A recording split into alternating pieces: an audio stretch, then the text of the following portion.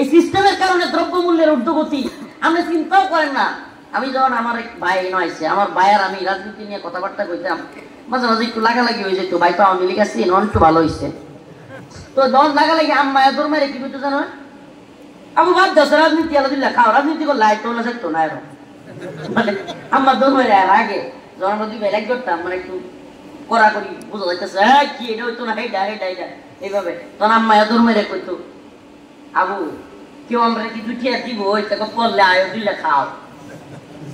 কয়েকদিন পরে না কয়েকদিন পরে 2-3 দিন পরে হঠাৎ করে আবু আগে খাইতাম 10 টিয়া দেয় কিনা পান, এখন বলি কয় 60 টিয়া। আমি কই যে দিন রাজনীতি বক্তা করতে গেছি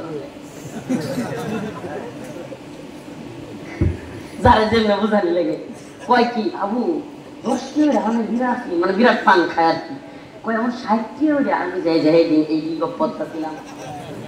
রাষ্ট্রের এই রাজনৈতিক সমস্যার কারণে তোমার কাপড়ের দাম বাইরে যাবে, তোমার স্নো পাউডারের দাম বাইরে যাবে, তোমার পানের দাম বাইরে যাবে, তোমার জিনিসপত্রের তুমি যা কিছু ব্যবহার করবা তুমি অবাক হয়ে যাবা, হারে 10 কাঠা জমি তো আমার আগেও ছিল এখনো আছে, আগেও 10 কাঠা জমির দাম পায়া সারা বছর আরামে চলতাম, আমার এখন 10 কাঠা জমির দাম দিয়া 2 মাসে চলতারি না। কাহিনী কি? চলতে পারেন না। কাহিনী কি? কাহিনী হলো এটাই, জুলুমের রাষ্ট্র তৈরি হয়েছে, জুলুমের সমাজ তৈরি হয়েছে, যেখানে গরিবরা হবে আরো গরিব, ধনীরা হবে আরো ধনী, যেখানে